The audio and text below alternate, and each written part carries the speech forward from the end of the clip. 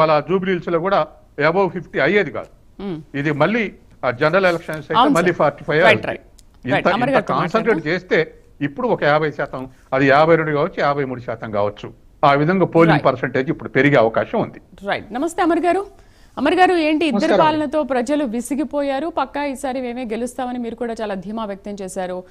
Voting percentage చూసుకుంటే చాలా urban వాళ్ళు చాలా తక్కువ శాతం నమోదు చేశారు, రూరల్ వాళ్ళది ఎక్కువ శాతం నమోదైందన్న దాఖలాలు మనకు కనిపిస్తున్న సిచ్యువేషన్స్. సో మీ ఒపీనియన్ ఏంటి? మొదట మీకు అట్లాగే మన ప్యానెల్ మిత్రులకు మన ప్రేక్షకులందరూ నమస్కారం అండి. ఈరోజు చాలా చక్కగా పోలింగ్ అయింది. పోలింగ్ కు వచ్చిన అందరికీ కూడా నా శుభాకాంక్షలు. ఎందుకంటే భారత ప్రజాస్వామ్య దేశంగా మనం ఒక రిపబ్లిక్ ఆఫ్ ఇండియాలో పోలింగ్ అనేది, ఓట్లు అనేది ఒక పండగ లాంటి. సో మనము ప్రజాస్వామ్య దేశము, మన రిపబ్లిక్ ఆఫ్ ఇండియా అని ఒకసారి ప్రపంచానికి చాటి చెప్పే ఒక అద్భుతమైన ఈ రోజు దినం. అటువంటి రోజు అటు బీహార్ లో కావచ్చు, ఇటు జూబ్లీహిల్స్ లో కావచ్చు, మేజర్ ప్రాబ్లమ్స్ లేకుండా, అంటే చిన్న చిన్న మైనర్ ఇన్సిడెంట్స్ వదిలిపెడితే మేజర్ ఇన్సిడెంట్స్ ఇంతకు ముందులాగా బీహార్ లో కత్తులు, బాంబులు అట్లాంటివి లేకుండా జరగడం అనేది, శాంతియుతంగా జరగడం అనేది నిజంగా చాలా మంచి, అంటే ప్రజాస్వామ్య దేశంగా మనం ఒక గొప్ప విజయం సాధించినట్టే అనుకోవాలి. Coming back to voter turnout, అయితే ఇక్కడ ఓటర్ టర్న్అవుట్ లో ప్రధానంగా మనం చెప్పుకోవాల్సిన అంశాలు ఏంటంటే ఒక 4 అంశాలను మనము ప్రధానంగా మనం చర్చించుకోవాల్సిన అక్కర ఉంది. మొట్టమొదటిది ఏంటంటే, ఇందాక మిత్రులు కూడా చెప్తున్నారు, ఎక్కువ మంది ఆ పోలింగ్ కు వెళ్ళడానికి ఉత్సాహం చూపించకపోవడం. ఎస్పెషల్లీ అర్బనైజ్డ్ ఎన్విరాన్మెంట్ లో, అపార్ట్మెంట్లలో ఉండేటి వాళ్ళు, అట్లాగే పాష్ కాలనీస్ లో ఉండేటి వాళ్ళు, వారు ఎక్కడెక్కడ ఉండడము, వాళ్ళ పర్సనల్ పనుల మీద, బిజినెస్ లో ఉండడము, అంటే ఈ పోలింగ్ అనేది ఒక ఇంపార్టెంట్ యాక్టివిటీ, నేను వెళ్ళి ఓటు వేయాలి అనే ఒక కాన్షియస్నెస్ లేకపోవడం అనేది ఒక ఫస్ట్ రీజన్ అయితే, రెండోది చాలా మందికి వాళ్ళ పోలింగ్ బూత్ లో, ఇప్పుడు ఈ రోజు నేను 225 అంటే యాక్చువల్లీ హైలం కాలనీ దగ్గర ఒక బూత్ దగ్గర నేను కొంత పరిశీలనకు వెళ్ళడం జరిగింది. అక్కడ చాలా మంది అక్కడికి రావడము, ఇద్దరు వచ్చారనుకోండి, భార్య ఓటు అక్కడ ఉంటుంది, భర్త ఓటు అక్కడ ఉండదు, లేకుంటే భర్త ఓటు ఉంటుంది, భార్య ఓటు ఉండదు. వాళ్ళకి తెలియదు పాపం. వాళ్ళకు జిహెచ్ఎంసి వాళ్ళు లేకుంటే ప్రభుత్వము ఆ పోలింగ్ స్లిప్స్ ను ఇంటింటికి చేరవేయడంలో ఫెయిల్యూర్. ఇందాక మిత్రులు చెప్పినట్టు, ఇప్పుడు న్యూయార్క్ లాంటి నగరాలలో లేకుంటే అభివృద్ధి చెందిన దేశాలలో ఖచ్చితంగా పోలింగ్ స్లిప్ అనేది ప్రతి ఇంటికి చేరడం అనేది ఒక ఇంపార్టెంట్ యాక్టివిటీ. అక్కడ అది దాదాపు 15-20 డేస్ ముందు నుంచి చేస్తారు వాళ్ళు. ఒక రోజు ముందు, 2 రోజుల ముందు పెట్టుకోరు. ఇక్కడ ఒక రోజు ముందు ఇవ్వాలి, లేకుంటే 2 రోజుల ముందు ఇవ్వాలనే ఒక మ్యాండేట్ ఉండడం వల్ల సరిగ్గా చేరకపోవడం. మూడోది, ఒక పోలింగ్ బూత్ లో, సపోజ్ నేను ఒక ఎగ్జాంపుల్ చెప్తాను, జూబ్లీహిల్స్ లో 224 బూత్ లో 840 ఓట్స్ ఉంటే దానిలో ఒక 130 ఓట్లు అక్కడ వాళ్ళు లేరు. వాళ్ళని ఎవరు ఏ పార్టీ గుర్తించలేకపోయింది. పేర్లుంటాయి, ఓట్లు ఉంటాయి, వాళ్ళు ఎక్కడ ఉన్నారో ఎవరికి తెలియదు. ఇంతకు ముందు ఎప్పుడో ఉండే 5 years back, 3 years back.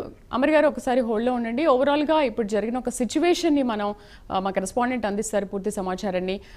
Overall గా ఎటువంటి సిచ్యువేషన్ నెలకొంది, మా కరెస్పాండెంట్ అజీం పూర్తి సమాచారం అందిస్తారు. అజీం, ఏంటి చెదురుమదురు ఘటనలు, ధర్నాలు, ఆందోళనలు మార్నింగ్ నుంచి కూడా మనం చూస్తున్నాం.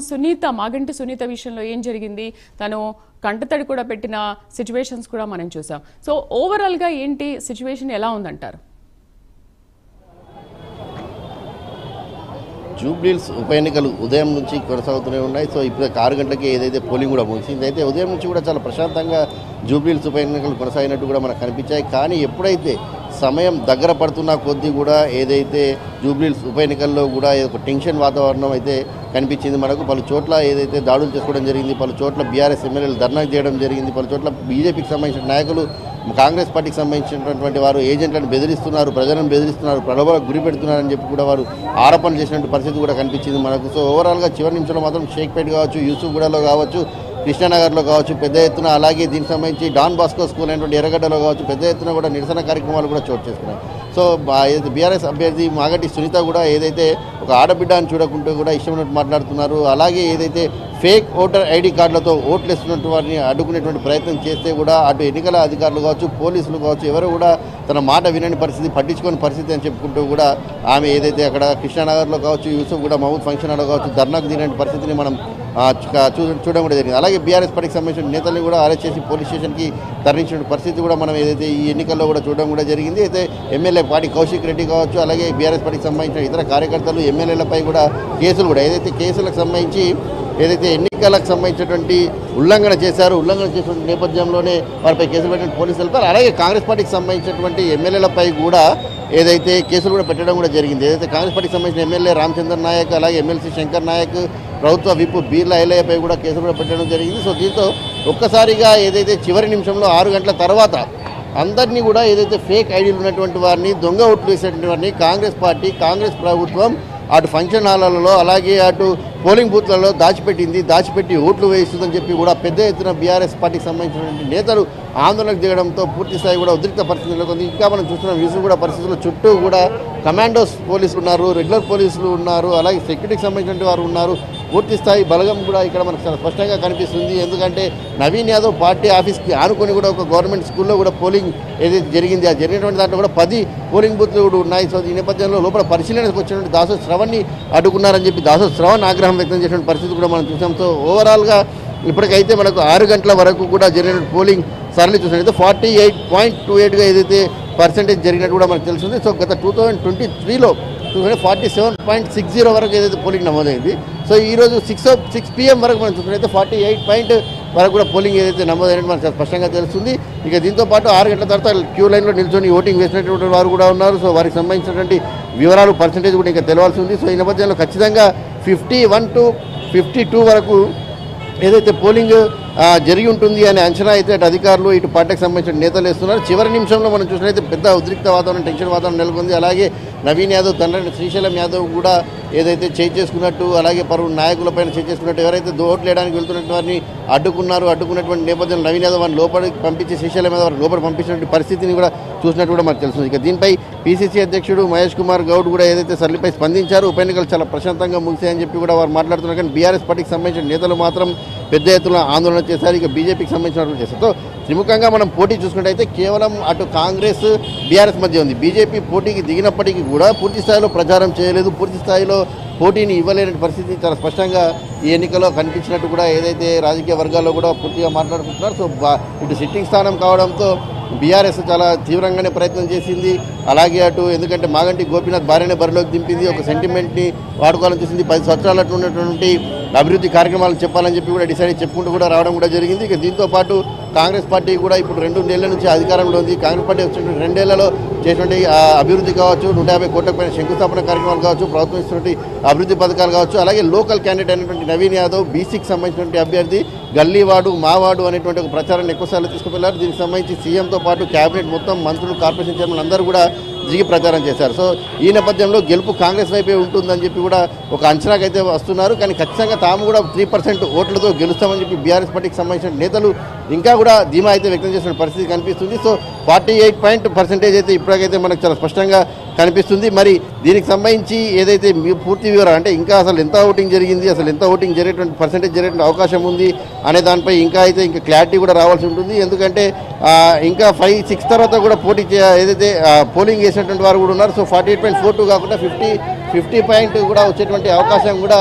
కనిపిస్తుంది. సో ఈ నేపథ్యంలో అసలు ఎలా ఉండబోతుంది ఎన్నికలు అనే దానిపై కూడా తెలుస్తుంది. సో ఇక ఎలా ఉంటుంది, ఇంకా మిగతా పర్సెంటేజ్ ఎంతగా మారుతుందని చూడాల్సి ఉంటుంది. సో 14వ తేదీన దీనికి సంబంధించిన పూర్తి వివరాలు వస్తాయి కాబట్టి ఆ రోజు ఎవరు గెలుస్తారు, ఎవరు ఓడిపోతారు, సో ఎవరి వ్యూహాలు ఫలించాయి, ఎవరి వ్యూహాలు ఫెయిల్ అయ్యాయి, సో ఎవరికి ఓటింగ్ శాతం ఈ 2-3% పెరగడం వల్ల కలిసి వచ్చింది, సో ఎవరికి నష్టం జరిగింది అంటే పూర్తి వివరాలు కూడా తెలిసేటువంటి అవకాశం ఉంటుంది. శ్రీదేవి, అజయ్ ఈసారి అర్బన్ రూరల్ ఇద్దరిని చూసుకుంటే ఎక్కువగా రూరల్ పీపుల్సే తమ ఓటు హక్కును ఎక్కువగా వినియోగించుకున్నట్టుగా కనిపిస్తోంది. సో వాళ్ళ ద్వారానే ఓట్ పర్సెంటేజ్ పెరిగింది అనుకోవాలా?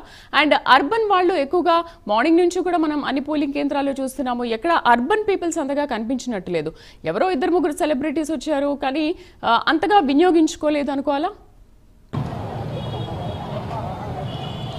ఖచ్చితంగా అనుకోవచ్చు. మనం ఏదైతే గతంలో మనం అసెంబ్లీ ఎన్నికలు, పార్లమెంట్ ఎన్నికలు జరిగినప్పుడు మనం చూస్తాం, జూబ్లీ హిల్స్ ఎన్నికల్లో ఓటింగ్ వేయడానికి చాలామంది ప్రముఖులు కూడా వచ్చి ఓట్లు వేసేటువంటి వారు. కానీ ఈసారి మనకు అలాంటి పరిస్థితి కనిపించలేదు. రాజమౌళి ఇంకా 2-3 తనికల బండి లాంటి వారు అక్కడక్కడ ఓటింగ్ వేసినట్టే కనిపించింది తప్ప అర్బన్ ఓటింగ్లో వీరితో పాటు బిజినెస్ మ్యాగ్నెట్స్ కావచ్చు, లేకపోతే ఎడ్యుకేటెడ్గా ఉన్నటువంటి వారు కూడా తక్కువగానే వచ్చినట్టు మరొకసారి జూబ్లీ హిల్స్లో కనిపించింది. హాలిడేని హాలిడేలానే వాడుకున్నారు తప్ప తమ ఓటు హక్కు వినియోగించుకోవడానికి వాడుకోలేదనే దానికి చాలా స్పష్టంగా ఈరోజు కూడా జరిగినటువంటి ఓటింగ్ సర్లు ఏదైతుందో ఆ పర్సంటేజ్ ఏదైతుందో చాలా స్పష్టంగా తెలియజేస్తుంది. సో ఇప్పటికి కూడా ఈరోజు జరిగినటువంటి ఓటింగ్ కూడా మనం చూసినట్టయితే షేక్పేట్ కావచ్చు, బోరబండ, ఎర్రగడ్డ, రెహమత్ నగర్, వెంగళరావు నగర్ లాంటి స్లమ్ ఏరియాస్ నుంచే ఎక్కువగా ఓటింగ్ జరిగింది. అందులో కూడా మహిళల నుంచే ఎక్కువగా ఓటింగ్ జరిగింది. ఆ ఉదయం నుంచి జరిగినటువంటి ఓటింగ్ సర్లు ఏదైతే ఉందో 1 నుంచి 2 వరకు కూడా పూర్తి స్థాయిలో కూడా మహిళలు ఎక్కువగా ఓటింగ్లో పాల్గొన్నారు. సో తర్వాత 2 తర్వాత లంచ్ చేసుకునైనా సరే ఆఫీసర్కి వెళ్ళినటువంటి వారు, గవర్నమెంట్ ఉద్యోగులు, వీరందరూ కూడా ఎవరైతే ఎడ్యుకేటెడ్స్ ఉన్నారో వారంతా కూడా ఈ హైదరాబాద్ నగరంలో ఒక చిన్న సరదామైన వాతావరణం ఉంటుంది. ఏదైతే ఖచ్చితంగా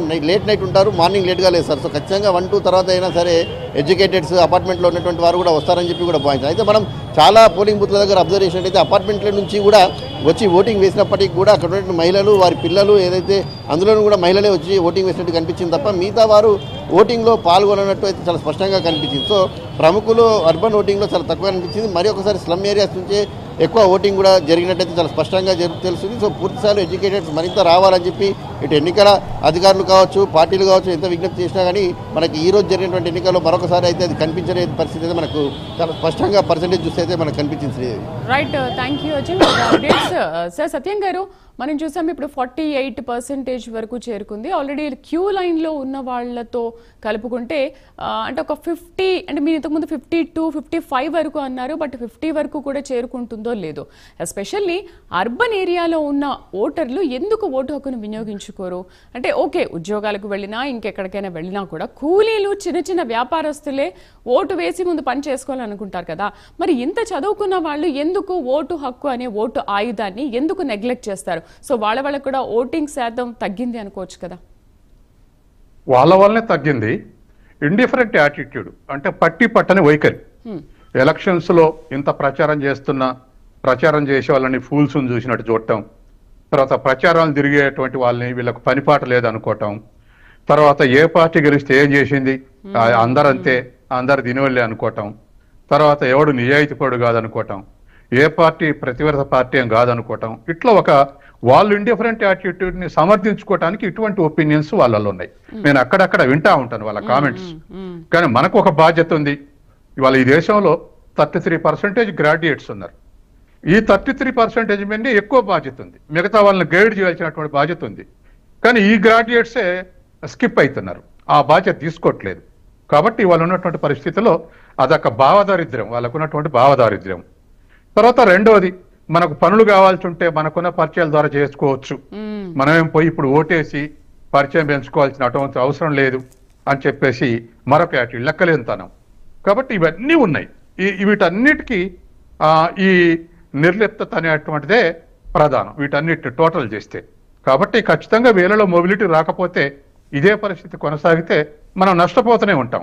ఎందుకంటే ఇప్పుడు పోటీ చేసిన అభ్యర్థులు ఏం చేస్తుర్రు, పేదవాళ్ళు అయితే అమ్ముడు పోతారు అని చెప్పేసి వాడలల్లా, మురికి వాడలల్లా, రూరల్ ఏరియాలో, అడ్జస్టెంట్ ఏరియాల్లో విపరీతంగా డబ్బులు పెట్టి కొంటున్నారు. మనం మునుగోడులో చూసాం, 5,000 ఇచ్చి కొన్నారు. ఇప్పుడు కూడా 4,000, 3,000 నడిచిందని అంటున్నారు. అట్లాగే ఇంకా ఇతర సామాన్లు ఇచ్చారంటున్నారు. ఇవన్నీ కూడా వాళ్ళ అమాయకత్వాన్ని చూస్ చేసుకొని ఇచ్చి కొనుక్కుంటున్నారు. అదే ఇవాళ చదువుకున్న వాళ్ళు, ఉద్యోగస్తులు లేదా అబవ్ మిడిల్ క్లాస్ వచ్చి ఓటింగ్ చేస్తే కొనడం ద్వారా పీపుల్స్ ఒపీనియన్ ని తలకిందులు చేసే అవకాశం లేదు. ఎందుకంటే ఇవాళ కూడా పేదలలో కూడా ముగ్గురు దగ్గర డబ్బులు తీసుకుని ఎవరికేయాలో వాళ్ళకేసే సిచ్యువేషన్ వచ్చింది.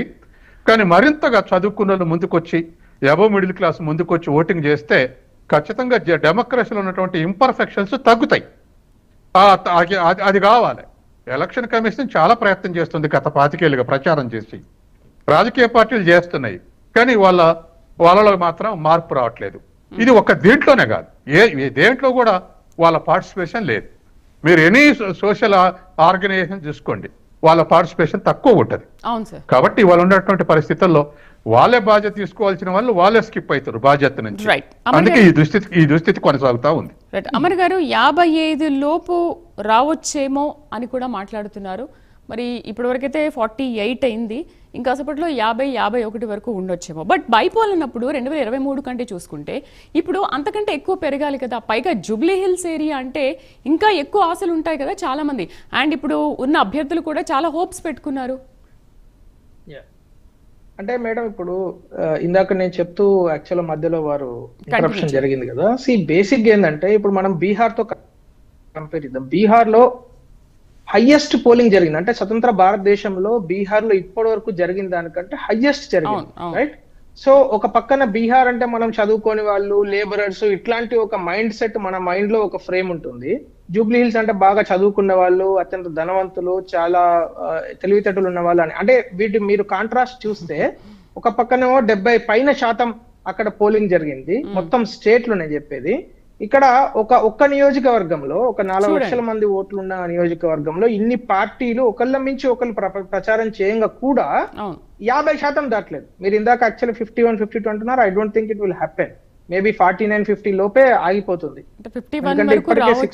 చెప్పలేము, ఆల్రెడీ క్యూ లైన్ లో ఉన్నారు కాబట్టి ఆ 51 డజంట్ మ్యాటర్. అంటే 1-2% గురించి నేను మాట్లాడట్లేదు.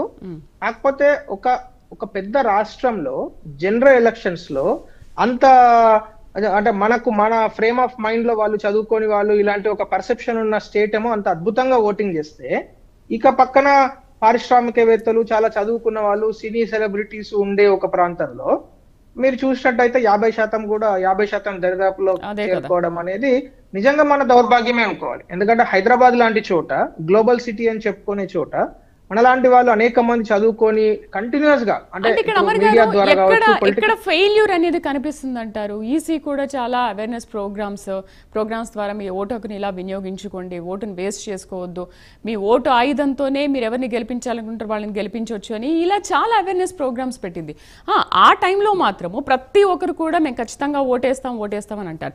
కరెక్ట్ పోలింగ్ టైం వచ్చేసరికి ఆ ఓటు హక్కుని వినియోగించుకోకుండా దుర్వినియోగం చేస్తూ ఉంటారు. బట్ ఎందుకు, ఎక్కడ ఫెయిల్ అవుతున్నారు? అంటే it is a failure of government number 1, and it is also failure of political parties. ఇప్పుడు సపోజ్ ఇప్పుడు మా రాజకీయ పార్టీ భారతీయ జనతా పార్టీ ఉందనుకోండి, భారతీయ జనతా పార్టీకి ఓటు వేయగలిగే వ్యక్తులు కొంతమంది ఉంటారనుకుందాం. సో వాళ్ళను మాత్రమే మేము పోలింగ్ బూత్ కు తీసుకొస్తే సరిపోతుంది అనే మైండ్ సెట్ ఎక్కడైనా ఉంటే ఖచ్చితంగా అది కూడా కరెక్ట్ కాదు. ఎందుకంటే అన్ని పార్టీలు కూడా ఫస్ట్ ఓటింగ్ శాతం పెంచాలి. ఇప్పుడు ఈ రోజు కూడా పొద్దున్న నుంచి కూడా మీరు చూసినట్టయితే అమిత్ షా గారు, నరేంద్ర మోడీ గారు, ఆ తర్వాత ఇప్పుడు మన లోకల్లో కిషన్ రెడ్డి గారు, బండి సంజయ్ గారు, వీళ్ళందరూ కూడా పోలింగ్ శాతం పెంచండి, అందరూ మీరు ఓటు హక్కును వినియోగించుకోండి అనే ఒక మెసేజ్ ఇవ్వడం ద్వారా ఇంకా అందరినీ పోలింగ్ కు వెళ్ళడానికి, పోలింగ్ కు పంపించడానికి ప్రయత్నం చేశారు. అట్లాగే ప్రభుత్వం వైపు నుంచి కూడా ఇంకా ప్రయత్నం జరగాలి. ఎందుకంటే ఇంకా ప్రయత్నం అంటే ఏంది, పర్ఫెక్ట్ గా ప్రతి ఇంటికి పోలింగ్ స్లిప్ వెళ్ళడము అని చెప్పే చాలా టెక్నికల్ అంశాలు, కానీ ఇది ఖచ్చితంగా జరగాల్సిన అంశాలు. ప్రతి ఒక ఇంట్లో 4 ఓట్లు ఉంటే 4 ఒకటే బూత్ లో ఉండేటట్టు చూసుకోవాలి, అది వాళ్ళ పని. ఆ టైపోగ్రాఫికల్ ఎర్రర్స్ ఉంటాయి. 8-3-1-370 బదులు 8-3-370/1 అని పడుతుంది. ఎక్కడికో వెళ్తుంది అది. ఇద్దరు భార్యాభర్తలు ఉంటే భర్తకు ఎక్కడో 225 బూత్ లో ఉంటే భార్యకు ఎక్కడో 264 బూత్ లో ఉంటుంది. 100% అది పోలింగ్ కాదు, మీరు రాసి పెట్టుకోండి. ఎందుకంటే